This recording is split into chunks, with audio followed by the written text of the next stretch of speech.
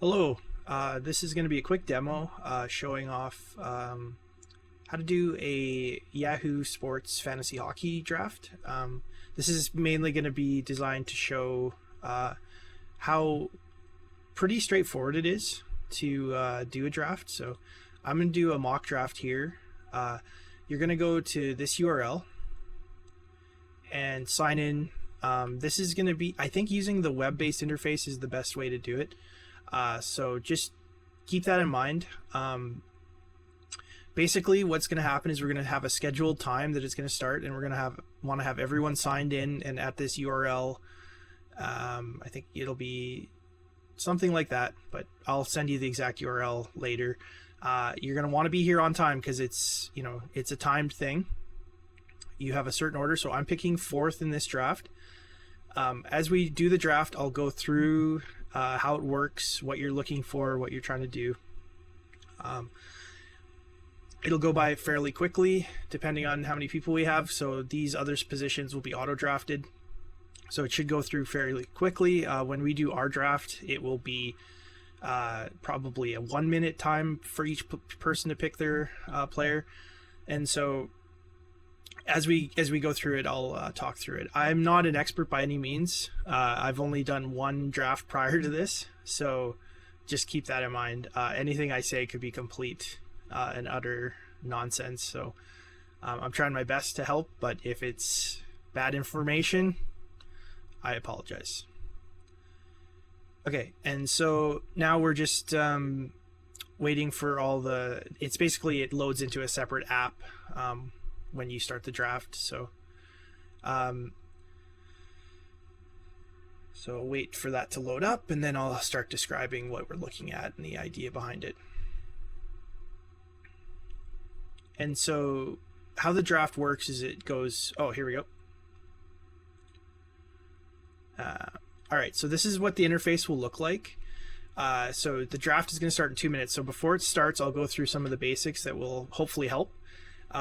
So we have a list of players, and basically how it works is each time it's your turn, you're going to pick a player.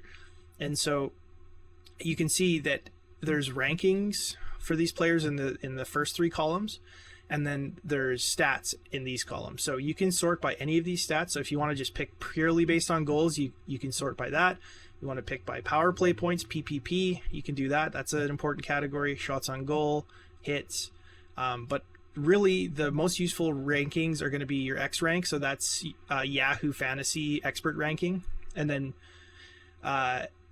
projected rank is based on depending on how the league is set up, which categories are important. That's what this ranking is based on. And then there's ADP, which is like the average place where they're picked. That's basically a market value. So as people do mock drafts and as actual drafts happen, it will indicate where people are picking these players. So yeah, basically you're going to want to keep an eye on these first three columns, and then occasionally you might want to sort based on these columns. The other important thing is that when we're drafting based on position. Now, when we do ours, it's probably going to be just forwards and defense and goalies. But in this draft, in this particular case, the forwards are broken up into centers, left wingers, right wingers. So I have to make sure I pick based on position. So one key thing there is you definitely don't want to leave picking defenseman and goalie till the very end. You want to occasionally throw in those players before they get all taken as well. And so if you want to say, oh, I need a forward, or I need a defenseman, you can filter based on defenseman, filter based on goalies right here. So that's a important thing to keep in mind too. So basically, as I go through this draft, as I make my picks, you're going to see up here in the top left, you're going to get 30 seconds. In our case, it'll be a minute. But the first picks go pretty quick because they're pretty obvious. So now I have a choice. I have Nikita Kucherov, David Pastrnak, or Leon Draisaitl. I'm an Oilers fan, so I'm going to go with Draisaitl with my first pick. Although Pastrnak, if you look at the point totals, yeah, the goals, yeah. Anyway, So for my first pick, I picked Leon Draisaitl, and so after you go through it once in one direction, it goes the opposite direction for the next round. So it's kind of a cycle back and forth. So if you're last in the first round, you'll be first in the second round, which is kind of nice. And so, yeah, as you go through, as people take players, they get removed from this list, and you just keep going through and you try to pick the best player that is available, but also what positions you need. So as the top like superstars get picked, you're eventually going to need to start picking defensemen, stuff like that. So now it's my turn. So according to Yahoo's experts, Kirill Kaprizov is the best available player. I don't disagree with that. It's kind of wild. Yeah, he scores a lot of points. So I'll take Kirill. And yeah, like if you stick with these rankings, you'll probably be fine. You'll probably be fine. Keep in mind though that these rankings are overall. This is experts doing the thing. For example, like in our league, we're gonna have power play points as a category, shots on goals, hits. So it might be a good idea to occasionally look at like, oh, look at this guy, he has a ton of hits. And if you find a player with a ton of hits and also a good amount of goals, like for example Andrei Svechnikov, that might be a good pick because he kind of hits on multiple categories. So it's a balancing act for sure, but on a lot of cases you really can't go wrong. And so now, as you see, as we go through, I'm starting to fill out my forward roster. I have one centerman already, 2 left wingers, so I'm going to be looking for centermen and right wingers. But again, when we do our draft, it won't be as complicated because it'll just be forwards. So as you pick forwards, it doesn't matter if they're a center, left winger, right winger. That will fill out your forward group. So, and so as we go through this, I'll try to think of other things to say, but that's really about all there is to it. So in this case, I'm looking for a defenseman with power play points, and Bouchard hits the ticket there. He's going to get a lot of power play points in Edmonton this year, I think. So that's who I'm going to take with my first defenseman. I probably should pick a goalie soon. There's going to be not that many. Well, Shesterkin's still left, Saros is still left, so there's still some pretty good goalies. So I might just let's see who the best player available left is.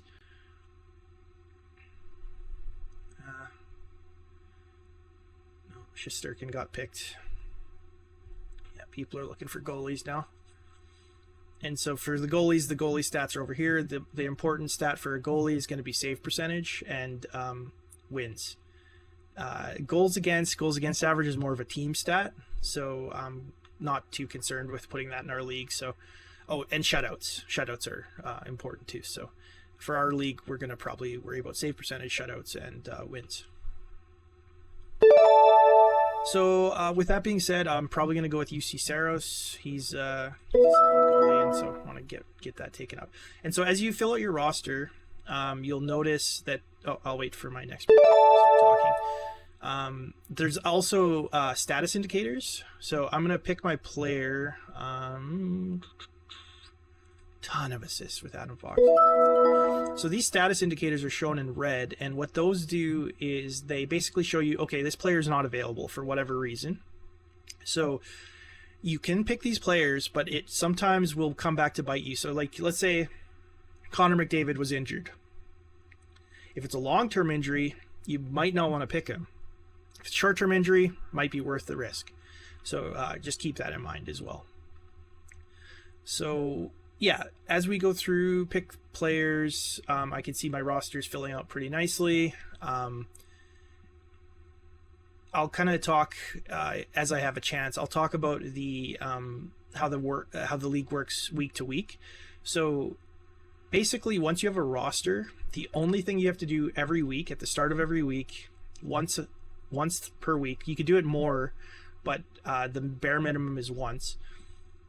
You choose your lineup for that week. So that gets into the bench players. So on your roster, you have 4 bench spots and 2 injured reserve spots. So let's say you have a star player that you don't want to get rid of, but he gets hurt. You can put him on IR, and so he doesn't take a spot on your roster. So you can pick up players off waivers, or you can pick up players that no one signed to their team. And so that's how you can kind of adapt when injuries happen, because injuries will happen. That's a big thing that you have to try to manage when you're playing fantasy hockey, is putting the best lineup you have available, considering if some of your players are injured. So that's something to keep in mind. So and the bench players can be any position. Usually a good idea to put a goalie there. 3 goalies are a good idea. Going with 2 can be risky. One thing to keep in mind is, okay, it's my turn. So let's see, Dylan Larkin, definitely. So another thing to keep in mind is that goalies have to start at least, you have to have 2 goalies start per week. If you don't make that threshold, you lose that week. So it's important to make sure you have enough goalies to make sure you cover that spread. Yeah, Tage Thompson looks good. Center and right wing. So sorry, I kind of got interrupted by my pick there, but you basically want to make sure you have enough goalies that if one of your starting goalies gets hurt, you can still meet that a minimum 2 starts per week. So what that means is, in your week, in your matchup, your goalies, between all of your goalies, have to start at least 2 games. So that's a way to make sure that you're engaging with your lineup. That's the rule we played with in the last year, and it makes sense to me, like that you have to make sure that you're playing your goalies. I don't know. I didn't get a chance. The other thing to keep in mind is so yeah, my pick is going to come up. In between picking, you're going to be thinking about your next pick, because if players have done that, or the other people have done that while you've been not thinking about it, you might run into a situation where you are you don't have enough time. So while other people are making their picks, make sure you're planning and thinking about what you need and who you're looking for. So always a good thing to be doing in between your picks. So yeah, back to the goalies. So yeah, you're going to want to make sure you pick at least 3 goalies. I think 4 would probably be overkill, but I think 3 is a good safe number. So on the bench here, I'm going to make sure to save a spot for a goalie. Yeah, so as you can see, my lineup is filling out. I still need 1 right winger and 1 defenseman. But again, the thing to keep in mind is when we do our draft, it'll just be forwards. So you won't have to be too concerned about the position of the forwards.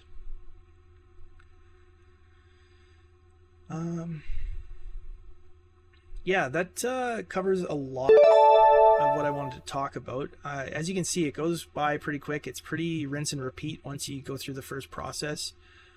Yeah,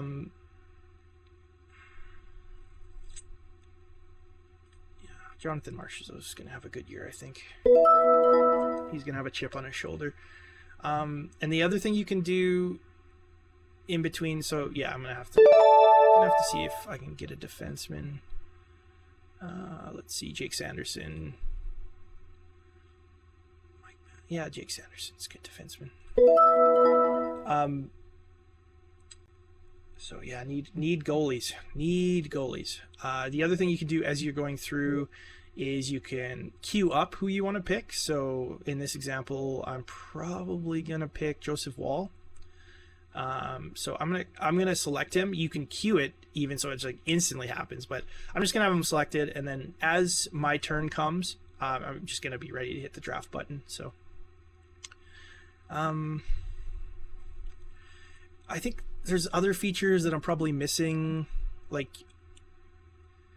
I think so the queue might be, you can like create a ranking. So if I do Charlie Lindgren, these are my 2 players I've added to my queue. So I guess you can add a queue of beforehand, and that's kind of like your internal draft list. So that could be kind of interesting. So you can see here, oh, these are my players that I've wanted that are still available.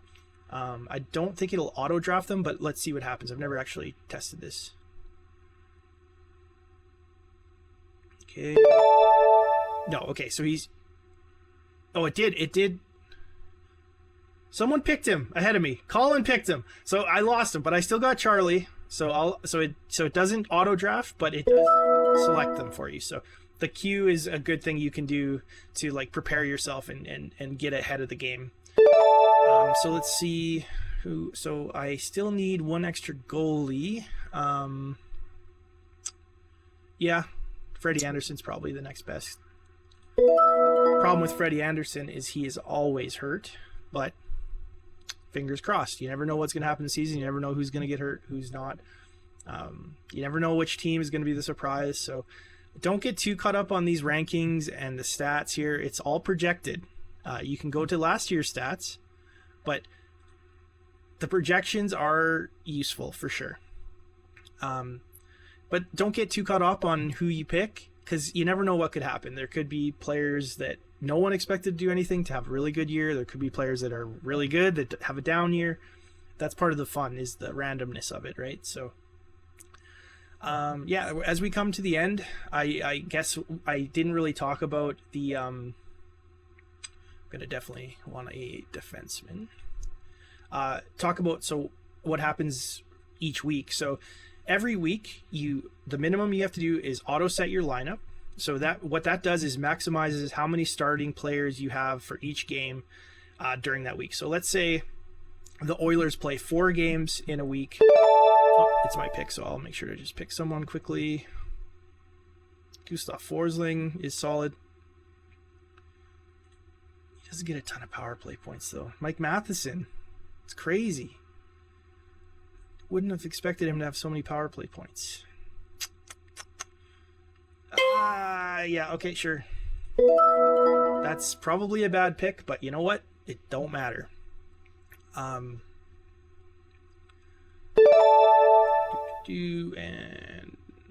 who's the best player available?